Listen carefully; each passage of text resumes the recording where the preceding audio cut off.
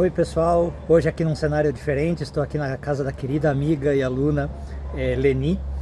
E bom, falaremos aqui um pouquinho da porção de Trumá, que na porção de Trumá acontece algo muito interessante, né? E que de certo modo choca um pouco os nossos sábios, os nossos rabinos e os cabalistas também. E a gente vai ver a explicação cabalística para o que acontece.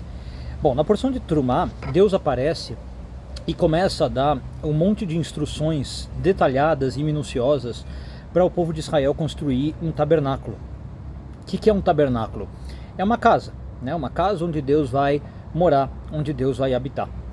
Mas por que isso é chocante? Porque antes dessa porção de Trumá, e na verdade por boa parte dos livros até agora, das porções até agora, Deus fez questão de ser muito claro, e inclusive na porção anterior, de falar de como Deus não é corpóreo, né? Nos primeiros mandamentos já, em que Deus passa para Moisés no Monte Sinai, a Torá faz uma ênfase enorme nesse aspecto, né? Então Deus tem assim quase que uma obsessão, e claro, muito necessária dentro do ponto de vista judaico, monoteísta, de falar como Deus não é corpóreo, de como Deus não pode ser representado, né, de nenhuma forma material, de nenhuma maneira visual.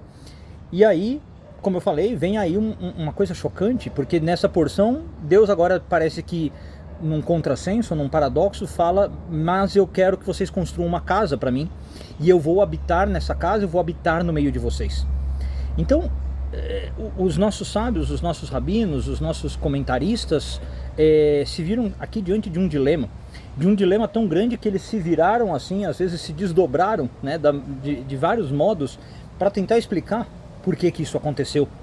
Alguns deles lançaram mãos de recursos hermenêuticos, né, falando que a Torá, inclusive, não está escrita na ordem cronológica correta, que essa porção, na verdade, vem antes da outra e a gente não tem que ler numa linha correta, né?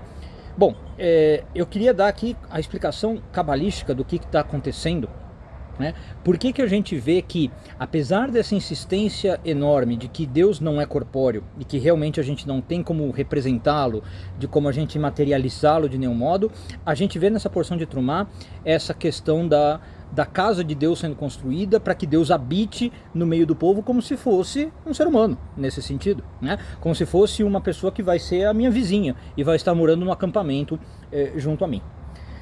Bom, uma explicação muito interessante vem baseada no Narmânides, né, um dos maiores cabalistas que já existiu, e ele explica da seguinte maneira: os israelitas, os hebreus, né, que estavam saindo ali do Egito e indo para a terra de Israel, estavam passando por uma transição muito importante. Essa transição, a gente sabe, é uma transição da escravidão para a liberdade. E essa transição da escravidão para a liberdade não é uma transição que ocorre só no status social, né, no sentido, olha, ontem eu era escravo, agora eu sou livre. Essa transição tem que acontecer do ponto de vista psicológico, do ponto de vista social. Tá? E isso por si só exige uma mudança de mentalidade, uma mudança de visão de mundo que não é fácil. Então, para que isso acontecesse, parte do processo foi que Deus começa a realizar um monte de milagres para esses israelitas, para esses hebreus, né? A gente vê, portanto, que a saída do Egito é repleta de milagres. A gente vê as 10 pragas do Egito, a gente vê o Mar Vermelho se abrir, a gente vê o maná sendo dado para esse povo. Agora, num segundo momento também, e aí a gente chega, desculpe, só para completar, a gente chega na outorga da Torá, no Monte Sinai, que também é um evento milagroso, com fumaça, fogo, né, um monte de coisa assim. E aí chega um momento que é marcado quando a Torá é recebida e com o bezerro de ouro, em que algo muda, porque Deus fica bravo com o povo de Israel e meio que o objetivo, não o objetivo final desse povo foi atingido, mas 80% do objetivo, digamos, foi atingido. Esse povo agora não é mais escravo, esse povo agora recebeu a Torá, né? Recebeu as leis que permitem que ele seja realmente um povo livre, e Deus ficou um pouco bravo porque esse povo fez o bezerro de ouro. E a partir desse momento, diz o Narmânides, esse povo começa a viver uma nova realidade, onde os milagres não vão ser mais tão usuais.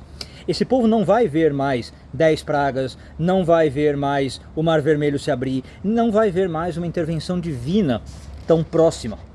Aliás, a gente pode lembrar que o próprio pecado do bezerro de ouro acontece por isso, né? O povo começa a perceber que talvez a figura de Moisés, que antes era tão próxima, não volta para eles. Eles começam a ter medo de que talvez Moisés morreu, que Moisés subiu o Monte Sinai e não está mais aparecendo. Então, esse distanciamento do divino, esse distanciamento da espiritualidade, vamos chamar assim, da santidade, começa a se abater sobre o povo. E esta transição é bastante perigosa, vamos supor, ou vamos dizer assim, para esse povo. E Deus, percebendo isso, percebe que talvez agora esse povo precisa de algo que substitua o milagre, que até então era tão evidente na vida deles. Mas para substituir o milagre, não vai ser outro milagre, né? Deus não vai agora passar a se relacionar com esse povo na base do milagre, e vai passar a se relacionar com ele de uma maneira mais natural, de uma maneira mais existencial, vamos chamar assim. Daí a ideia de, eu quero que vocês construam uma casa onde eu vou habitar, e como eu falei, eu vou ser como se fosse um vizinho de vocês, eu vou habitar no meio de vocês, certo? Eu vou passar agora para essa transição onde eu não vou ter uma relação com o divino como se esse divino fosse algo extremamente transcendental e milagroso. Eu vou ver esse divino como algo mais próximo de mim, algo mais da minha realidade mundana mesmo, né? E eu passo a ter uma relação diferente com esse divino. Então, por mais que seja um pouco paradoxal com a gente falar que o divino não tem esse corpóreo, mas eu preciso disso, os israelitas precisavam disso para que eu tenha essa nova relação. Agora, eu falei que os israelitas precisavam, mas você vê que eu cometi um ato falho, né? Na verdade, nós precisamos disso até os dias de hoje, né? Nós temos, a Kabbalah diz, uma tremenda dificuldade da ideia de um Deus distante, né? A maioria das pessoas vai ter uma dificuldade muito grande se eu vier e falar de conceitos de Deus, de divindade, de santidade e de espiritualidade muito distantes. Nós precisamos ter a ideia de um Deus que está próximo de nós. Nós precisamos sentir a santidade, a religiosidade perto de nós. E para a maioria das pessoas, então, ter essa presença divina longe é igual a não ter essa presença divina, é igual a nada. Tá? É muito interessante também que por isso, eu sei que não é exatamente a mesma coisa que Deus, mas é muitas vezes por isso também que as pessoas recorrem a certas práticas ou a certos objetos que pessoas mais puristas podem condenar. Por exemplo, na Kabbalah é muito comum vocês verem pessoas usando a fitinha vermelha no pulso esquerdo, pessoas precisando de amuletos, pessoas precisando de certos rituais, né? E, como eu disse, pessoas que são, digamos, mais racionais, por exemplo, talvez um Maimônides da vida, né? Criticando essas pessoas por usarem utensílios desse tipo. Mas eu entendo as pessoas que usam, né, utensílios desse tipo. Por quê? Porque esses pequenos objetos, esses pequenos amuletos, você usar uma fitinha vermelha, você usar um amuleto, você carregar, às vezes, uma corrente, você fazer um certo ritual, faz com que você sinta Deus mais perto e supre um pouco essa difícil ideia, como eu falei, de um Deus distante. Como eu disse, a pessoa não acha que Deus está na fitinha vermelha, né, eu sei disso. A pessoa não acha que Deus está no amuleto que ela está carregando, ou outras coisas do tipo. Mas ajuda a suprir essa ideia de que Deus não é totalmente abstrato, que Deus tem, de certo modo, uma materialidade, Deus nos livre, eu não estou falando que Deus é material, mas que Deus tem, de certo modo, uma existência aqui no nosso mundo material, percebe? É para isso que existe essa ideia. Eu estou lembrando agora, até hoje, uma pergunta muito interessante que uma aluna me fez, né? A Beth, e ela falou, Yair, ela estava começando a estudar Kabbalah comigo e ela me perguntou isso, né? Yair, eu vejo que na Kabbalah se fala muito da fitinha vermelha e muita gente usa a fitinha vermelha e tal, mas você que é professor de Kabbalah, rabino, não usa a fitinha vermelha, né? Por que você não usa? E a minha resposta para ela foi exatamente isso, né? Eu falei, porque eu no meu nível, não querendo dizer que eu sou melhor que os outros, né? Nada disso, mas eu falei, porque eu no meu nível já consigo conviver tranquilamente com essa ideia de um Deus mais distante. Eu não preciso, né, da ideia de um amuleto, de uma fitinha vermelha para sentir a presença divina mais perto. Mas está tudo bem se uma pessoa precisar desse tipo de coisa, desde que só o cuidado é que não vire uma idolatria, né? A Kabbalah vai falar isso. Mas está tudo bem se você precisar da fitinha vermelha para se sentir mais perto de Deus, mais protegido ou alguma coisa nesse sentido, tá? Aliás, voltando então à nossa história bíblica, é muito curioso a gente perceber que a Bíblia tem, basicamente, duas seções dela devotadas a algo sendo criado. A gente tem os capítulos iniciais de Gênesis, a Deus criando o mundo, e esses capítulos agora dessa porção, não só dessa porção, mas algumas até mais para frente, de Deus ordenando a criação do tabernáculo. E a Bíblia devota muito mais capítulos à criação do tabernáculo do que à criação do mundo. É uma coisa muito louca de se pensar, porque a gente poderia imaginar que criar o mundo teria que ser algo muito mais complexo, né? Deveria demorar, sei lá, 15 capítulos. Eu não sei exatamente quantos demora aqui, né? Não fiz essa contagem, mas a Bíblia devota 2 capítulos para a criação do mundo, no máximo, 1,5 capítulo, e devota muito mais capítulos do que isso, com certeza, aqui a criação do tabernáculo, dando detalhes e minúcias de cada item, de como vai ter que ser as paredes e as cortinas, e cada utensílio, e cada acessório do tabernáculo, né? Então a pergunta que vem aqui de novo, por que tantos detalhes? Por que a Bíblia faz questão de ser tão minuciosa? E aí eu entraria numa segunda explicação, correndo o risco do vídeo ser um pouquinho mais longo do que o normal, mas em geral quando o vídeo é mais longo também o feedback é positivo, então não estou tão preocupado com isso. Por que a Bíblia faz questão de ser tão detalhista na criação desse tabernáculo, né?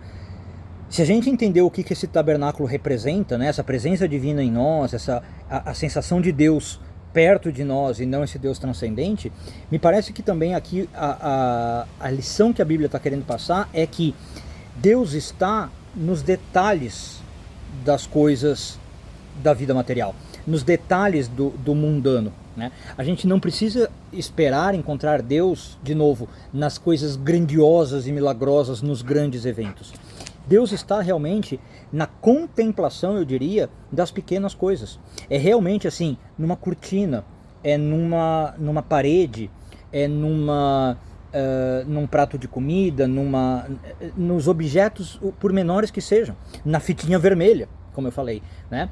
Então, orientais às vezes sabem muito bem disso. Eu não sei se vocês já tiveram a chance de participar ou de ver, por exemplo, um ritual do chá, a cerimônia do chá que os japoneses fazem, né?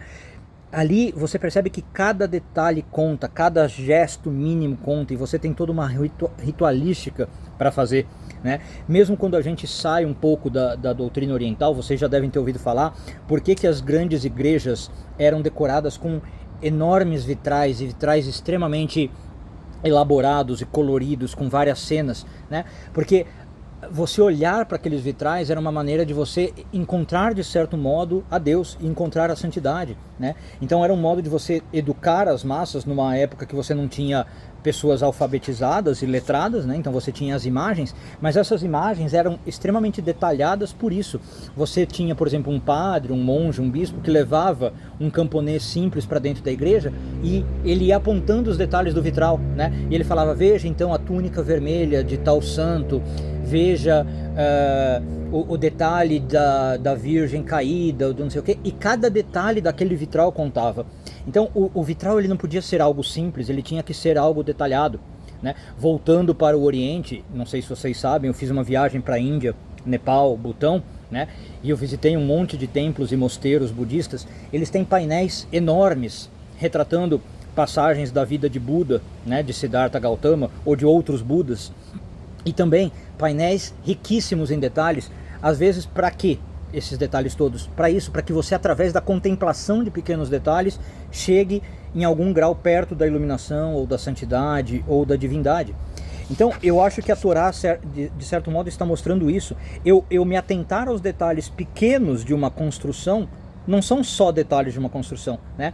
Eu perceber o candelabro, a mesa dos pães, a mesa do incenso, a cortina, a parede, e eu consigo encontrar a divindade no dia a dia, percebe? No meu mundano.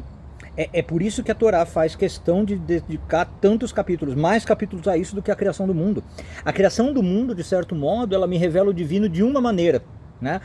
Quando eu vejo então as aves, os animais, a água, a terra, o pôr do sol, a noite e o dia, ok, mas esse é, digamos, talvez um divino mais distante, né? É um tipo de divindade que eu encontro, ou uma faceta do divino que eu encontro. É uma faceta diferente dessa divindade que estamos tentando encontrar aqui, e que os israelitas estão precisando nesse segundo momento, como diz o Narmanides, nesse segundo momento de transição, em que o milagre já não está tão evidente, né? Em que eu já fiz o bezerro de ouro, em que a minha conexão com Deus já está um pouco afetada, e eu preciso sentir Deus de maneira diferente.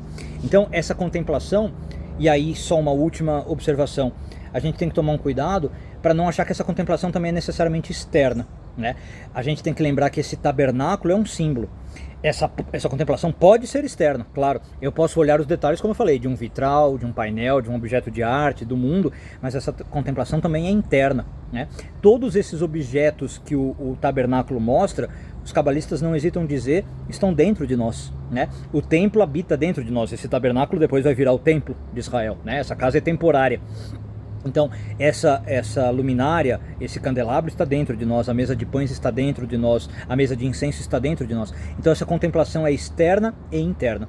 E por meio disso, enfim, para encerrar o vídeo, é assim que a gente encontra esse Deus, que de fato não é corpóreo, né? Mas que ele tem sim uma casa, ele tem sim uma morada, e essa morada é dentro de nós. Uma boa semana a todos, Shavua Tov e tudo de bom.